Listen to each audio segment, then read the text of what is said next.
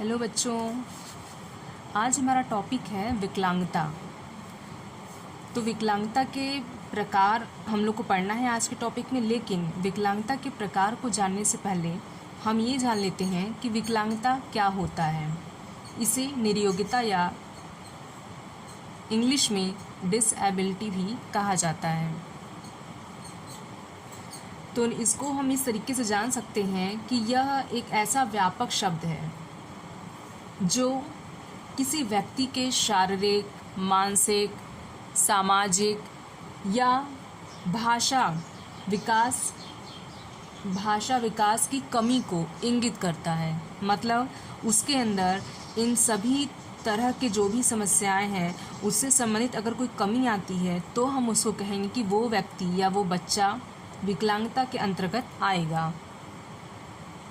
जो विकलांग व्यक्ति या बच्चे होते हैं उनको विकलांग भी तभी हम कह सकते हैं या उनको विकलांगता का सर्टिफिकेट तभी दिया जाता है जब उनके अंदर विकलांगता का प्रतिशत 40% या उससे ज़्यादा होता है। तभी हम उनको कह सकते हैं कि वो व्यक्ति विकलांग है।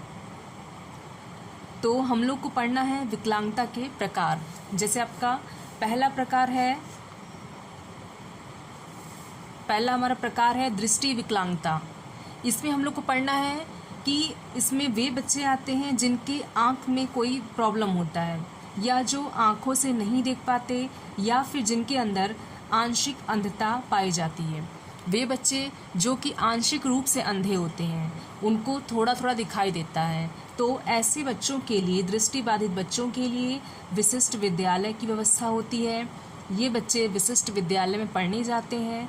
ऐसा इसलिए है क्योंकि विशिष्ट विद्यालय में विशिष्ट सुविधाएं इन बालकों के लिए होती हैं। यहाँ पे इनके विकलांगता के हिसाब से क्लासरूम में व्यवस्था होती है, उनके बैठने की व्यवस्था होती है और जो क्लासरूम का जो टीचर होता है वो भी विशिष्ट अध्यापक होता है।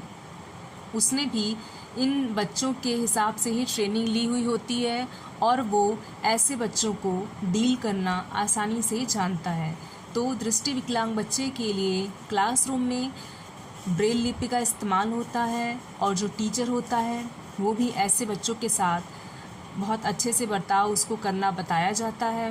क्योंकि अगर इन विकलांग बच्चों को पढ़ाने वाले अध्यापक के अंदर अगर पेशेंस की कमी होगी तो ये टीचर्स इन विकलांग बच्चों के साथ तालमेल नहीं बैठा पाएंगे। इसके लिए ज़रूरी है कि अगर ये विकलांग बच्चे किसी भी प्रश्न को कक्षा में कई बार पूछते हैं तो टीचरों को बहुत ही प्यार से, बहुत ही पेशेंस के साथ उनको इन बच्चों के प्रश्नों का उत्तर देना चाहिए। तो ये आपके दृष्टि विकलांग बच्चे कहलाते हैं जिनको आँखों से देखने में दिक्कत होती है। फिर हम लोग पढ़ते हैं आपका दूसरी विकलांगता, जो कि है मानसिक विकलांगता।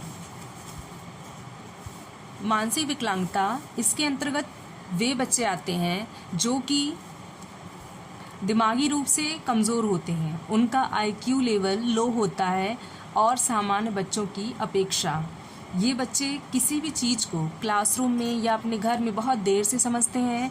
इनकी मानसिक विकलांगता के कारण ही इनका और क्षेत्र के जो विकास होते हैं वो भी धीमी गति से होते हैं। अगर ये बच्चा मानसिक विकलांग है तो इसका सामाजिक विकास भी धीमा होगा, इसका भाषा विकास भी धीमा होगा, ये पढ़ने में भी और बच्चों से पीछे रहेगा। मतलब ये कोई भी चीज़ को बहुत ही देर में समझेगा। तो ऐसे बच्चे जिनके अंदर मानसिक विकलांगता पाई जाती है इनको भी विशिष्ट विद्यालय में पढ़ाने की आवश्यकता है। लेकिन ऐसे मानसिक विकलांग बच्चे को हम एक सामान्य कक्षा में भी पढ़ा सकते हैं, जहाँ पे कि टीचर को पता होना चाहिए कि ये बच्चा मानसिक रूप से मंदित है।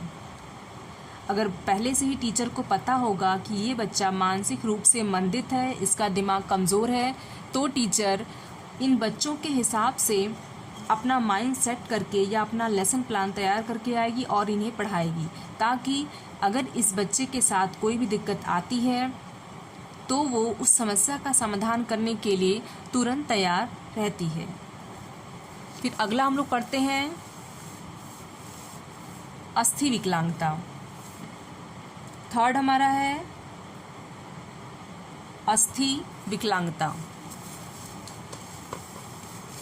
आइए जानते हैं कि अस्थि विकलांगता क्या होता है। अस्थि विकलांगता, इसके अंतर्गत वे सारी विकलांगता आती है जो कि हड्डी से संबंधित होती है। जैसे बच्चे के अंदर अगर पैर वाली दिक्कत है, उसका पैर टूटा है या उसका पैर छोटा है, हड्डी उसकी छोटी है, उसकी हड्डी कमज़ोर है, या वो सामान्य बच्चों की तरह चल नहीं सकता, या उसके रीढ़ की हड्डी में कोई दिक्कत है, या इसके अलावा उसके हाथ की हड्डी, पैर की हड्डी, कहीं के भी अस्थि में अगर कोई समस्या आती है तो उसे हम कहेंगे कि वो बच्चा अस्थि विकलांगता से ग्रसित है। ऐसे बच्चे जो अस्थि विकलांगता से ग्रसित होते हैं, इनके लिए क्लास में भी अलग व्यवस्था करनी पड़ती है।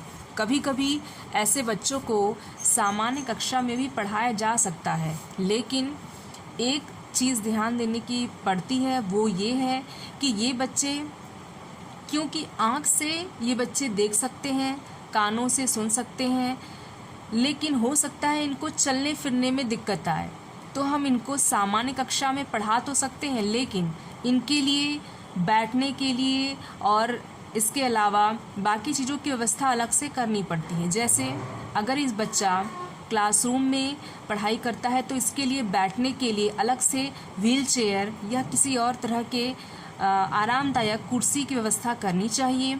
और ऐसे विकलांग बच्चों के लिए पास में ही जो क्लासरूम होगा उसके पास में ही टॉयलेट या वॉशरूम या पानी पीने के लिए व्यवस्था होनी चाहिए।